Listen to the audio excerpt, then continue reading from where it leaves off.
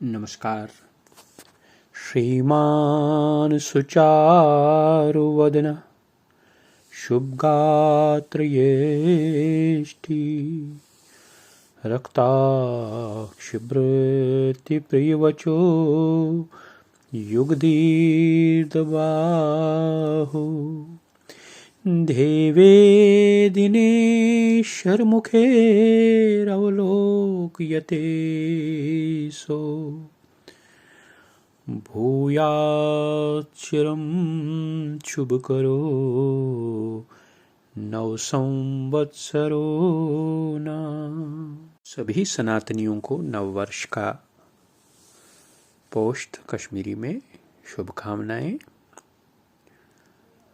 हम नववर्ष प्रारंभ करने की विधि का यहाँ पर उल्लेख करेंगे।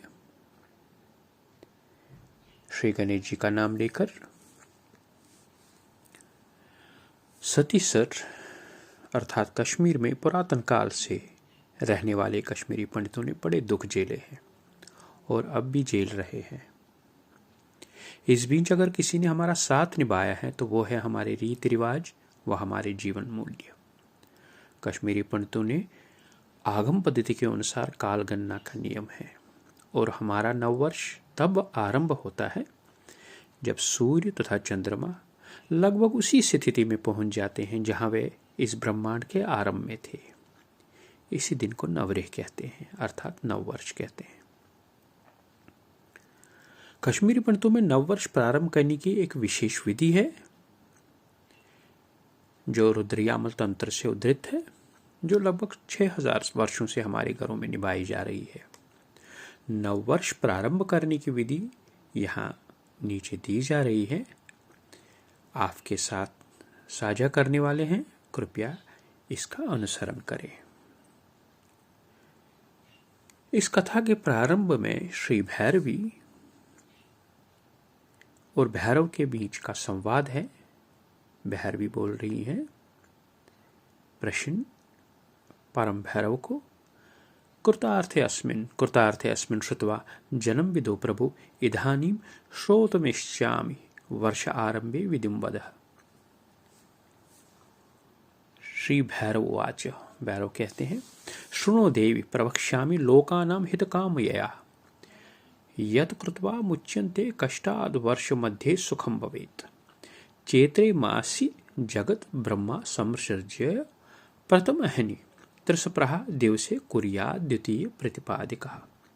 कृत्वे वा प्रव्ये चैत्रे प्रतिपश्च शुक्लपक्षगा मत्स्यरूप कूर्मायञ्च अवतीर्णो हरि स्वयं संवत्सरस्य प्रतिमां ये त्वां रात्रि उपासते तेषाम् आयुष्मतीं प्रजां रायस्पोषेण संसृजः। ब्राह्मे मूर्ते पुरुषा तज्जतेन्द्राद्रियम् अतन्द्रितः पद्मं प्रातः प्रबद्धः हि श्वेते श्रीगुणाश्रयः। नववर्षे आरम्भे प्रातः पश्येद् धान्यादिपुस्तकं कारणां शक्तिसहितं पुष्पं ददि अक्षोटानं महिधानो स्वेष्टा देवीं पंचांगं मुद्रिका तथा तुषीनीयं तु वै लवने प्रातः पश्ये नरः ततः भुक्तावे दधि सहितं पुत्रझायादिका पिर्वतः। एवं 13 द्रव्यं पश्येत् वर्षारंभे तत् पश्चात् सर्वक्षुक्टानि जलमध्ये विसर्जयेत्। एवं ज्ञाता महादेवी न पश्येत् मृतदेहिनं यथा पश्येत् मृतदेहं प्रमादः अबुधितोऽपि वा आहुति तदा कुर्यात् वेद मंत्रेणे नरः। तस्मात् सर्वप्रयत्नेन पश्येत् मृतदेहिनां वर्षमध्ये भवेत् कष्टं सर्वदा दुश्चेष्टका इति गुहितं विधि मया कथितं भैरवी यत् कृत्वा उच्चेत् तेपाय वर्ष मध्ये सुखं भवेत् इति। श्री उमा महेश्वर संवाद प्रभाते नववर्षारंभ दर्शन विधि रुद्रयामल तंत्रे। इस विधि को सामान्य हिंदी में आपके लिए उद्धृत कर रहा हूं। परम भैरवी माता उमा परम भैरव श्री शिव से एक प्रश्न कहती है, एक जिज्ञासा का अनुरोध करती हैं। हे प्रभु, आपके मुख से मैंने जन्म विधि का अमृतपान कर दिया। अब मेरी इच्छा है कि आप नव वर्ष आरंभ करने की विधि सुनाइए। तो भैरव इस जिज्ञासा का समाधान कहते हुए कहते हैं, सुनो देवी, आपका ये प्रश्न जो है ये लोगों के हितार्थ में है। मैं आपको इसका विधि को सुनाता हूं। इसके सुनने से सारा वर्ष सुखमय बनता है। चैत्र मास के प्रथम दिन ब्रह्मा ने सृष्टि की रचना की है। इस दिन यदि त्रिसप्रा हो, यानी कि एक ही तिथि 2 दिन तक व्याप्त हो, तो प्रथम दिन नवरात्र आरंभ करें तथा द्वितीय दिवस पर नव वर्ष का आरंभ करें। सतयुग में चैत्र शुक्ल पक्ष की प्रतिपदा को स्वयं भगवान विष्णु ने मत्स्य के रूप में अवतार धारण किया।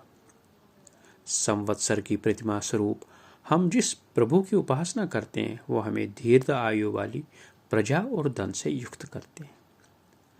ब्रह्म मुहूर्त में ही जितेंद्र पुरुष को निद्रा का त्याग कर नमस्कार करके प्रातः काल में ही इन वस्तुओं का दर्शन करना चाहिए।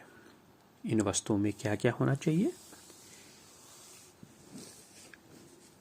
कश्मीर में किसी टोकरी में अथवा किसी थाली में कच्चे चावल, पुस्तक, धान्याद्य, अखरोट, कलम और दवात, इंक पॉट और पेन जिसको बोलते हैं, इष्ट देवी का चित्र, पंचांग जो उस दिन से प्रारंभ होती है, नई पंचांग जिसको जंतरी बोलते हैं, मुद्रिका, रुपये, गोल्ड रिंग रख सकते हैं और रुपये भी रख सकते हैं, और भात जिसको भात बोलते हैं, कुकड राइस या रोटी रखें, दोनों चीज़ें, नमक रखें, और वै एक हर्ब है, एक औषधि है जो कश्मीर क्षेत्र में प्रचलित मात्रा में इस ऋतु में पैदा होती है। कहते हैं ये जो हर्ब है, ये जो औषधि है, प्रातः काल, नव वर्ष के दिन प्रातः काल इसका सेवन करने से बुद्धि तीव्र रहती है। इसके अतिरिक्त फूल, पुष्प, दही और कारणानम शक्ति सहित जितने भी जगत के कारण है, देव है, देवी है, देवता है, अपनी शक्ति के सहित, अर्थात शिव पार्वती, ब्रह्मा सरस्वती, विष्णु लक्ष्मी, सीताराम इत्यादि इत्यादि, इस तरह से आप इनको उस थाली में सजाएं।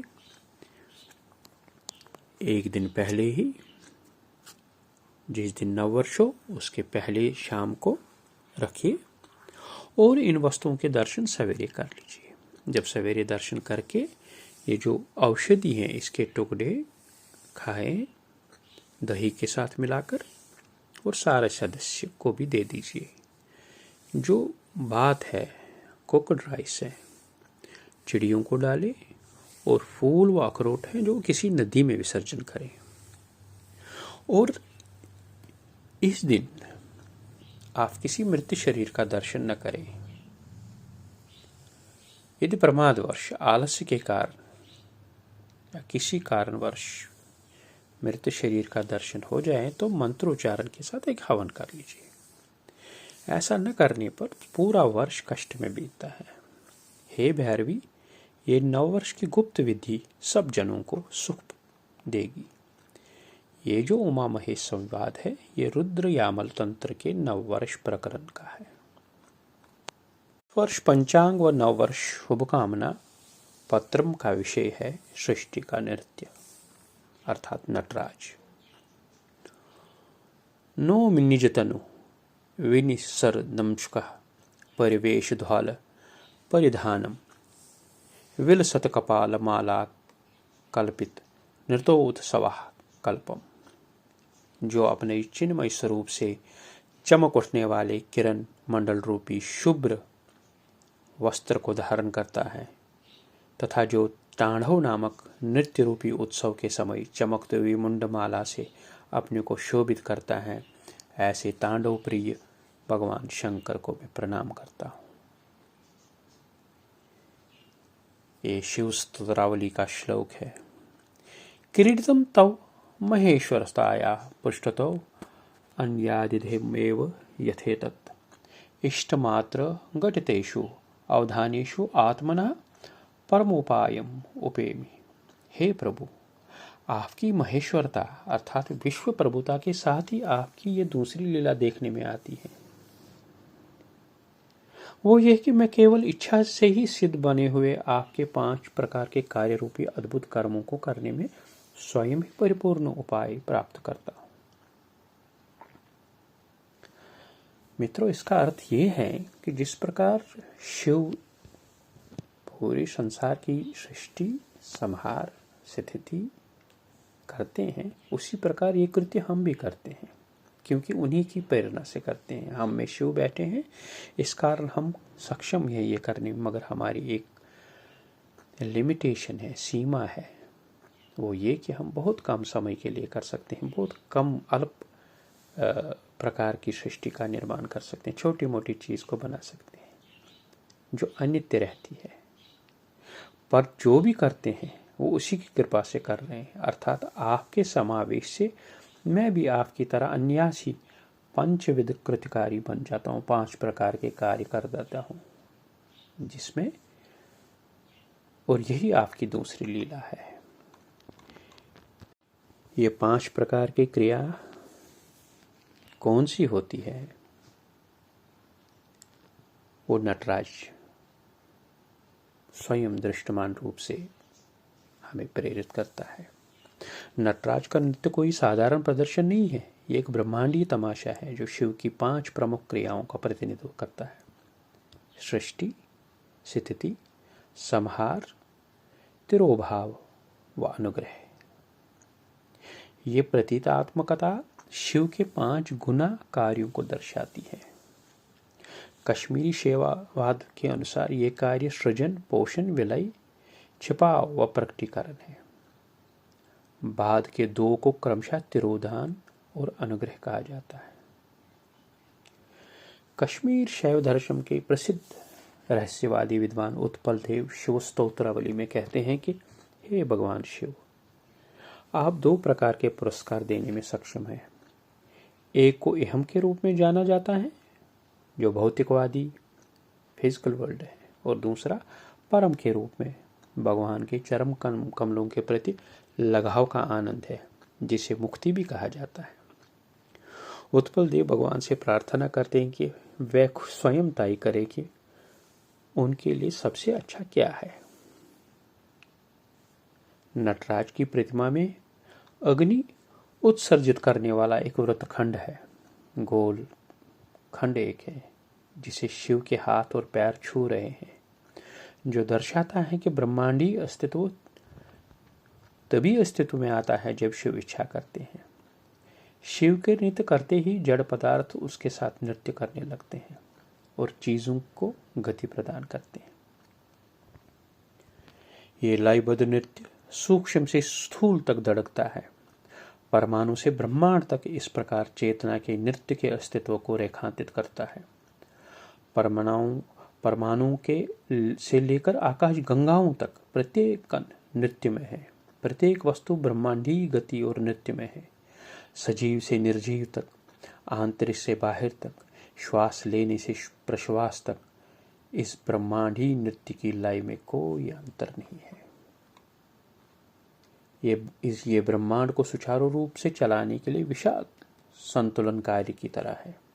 ये नृत्य ब्रह्मांड की चक्रीय प्रकृति को दर्शाता है, जहां सृजन और विनाश लगातार हो रहे हैं, एक दूसरे पर निर्भर है। शिव के दाहिने हाथ में डमरू है जो आदि ध्वनि यानी कि बिग बैंग का प्रतिनिधित्व करता है, वही ध्वनि जिसने सब कुछ गतिमान कर दिया है, मोशन में ला दिया है, जिससे ब्रह्मांड का निर्माण हुआ है। उसके बाएं हाथ में उठाई गई अग्नि विनाश का प्रतीक है, लेकिन नकारात्मक तरीके से नहीं, अर्थात नए निर्माण के लिए रास्ता बनाने के लिए विनाश की आवश्यकता के हिसाब से। शिव का दाहिना हाथ एक विशिष्ट मुद्रा में उठा हुआ है, जिसे अभय मुद्रा कहा जाता है, जिसका अर्थ है निर्भय मुद्रा।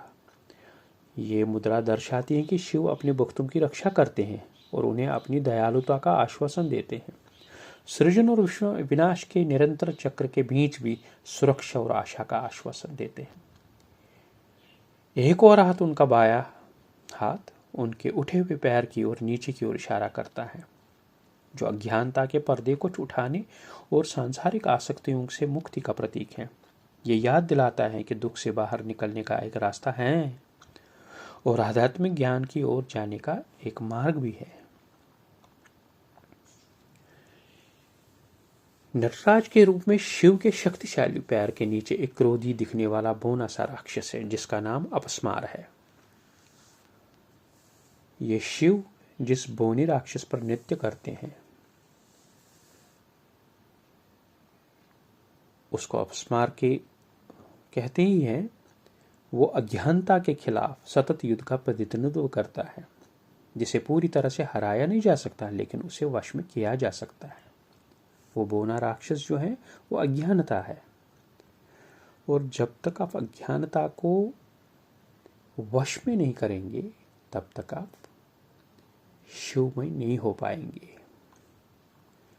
शिव के रूप को घेरे हुए ज्वालाओं को प्रभा मंडल कहते हैं। ज्वाला उनके चारों ओर की दृश्यमान ब्रह्मांड को दर्शाती है।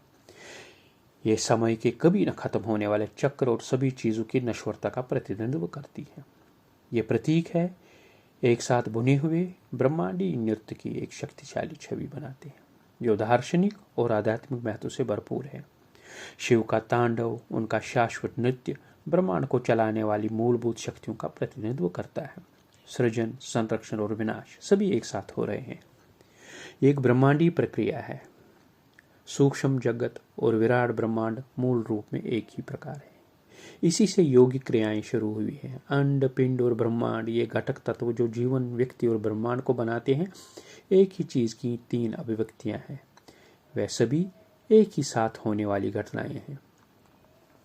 मित्रों, जिस तरह से यह ब्रह्मांड काम कर रहा है, उसकी सबसे करीबी समानता इस तरह बताई जा सकती है, या वर्णन इस तरह किया जा सकता है कि ये एक नृत्य है। ये सब बिना किसी योजना के हो रहा है। लगता है, ऐसा लग ही रहा है हमें कि यार इसका तो कोई पैटर्न ही नहीं है, पता ही नहीं चलता। पर इस सब के पीछे एक प्रणाली है, संगठन है, एक समक्रमता है। नटराज के रूप में भगवान शिव अपने दिव्य नृत्य के मध्य में से सृजन, संरक्षण और विनाश के ब्रह्मांडीय चक्र को मूर्त रूप देते हैं, जो गहन आध्यात्मिक सत्य और सार्वभौमिक नियमों का प्रतीक है। प्रतीकों से भरपूर उनका नृत्य न केवल दुनिया को मोहित करता है, बल्कि अस्तित्व की शाश्वत लय के बारे में ज्ञान भी प्रदान करता है। यहां आपको एक और जानकारी दे रहा हूं कि कश्मीर क्षेत्र में जब शिव चतुर्दशी की दहम का और बाह होती है, अर्थात 3 दिन होते हैं, हमारे यहाँ ये नृत्य उन दिनों ही आरंभ होता है। उन्हीं 3 दिनों में सृष्टि का वो निर्माण करते हैं। सचमुच इस दिव्य रूप को समर्पित शिव की एक स्तुति भी है। आंगिकम भुवनम यस्य वाचिकम सर्वांगमयम आहार्यम चंद्र ताराधिम तम नुमः सात्विकम शिवा। हम उस पुण्यशाली शिव को नमन करते हैं, जिनके अंग ब्रह्मांड का प्रतीक है, जिनकी वाणी सर्वव्यापी है और जिनके आभूषण चंद्रमा और तारे हैं। कृपया अपने 5101वें वर्ष में प्रवेश कर रहे सनातन नव वर्ष को मनाने की सबसे प्राचीन पद्धति के लिए हमारी शुभकामनाएं स्वीकार करें।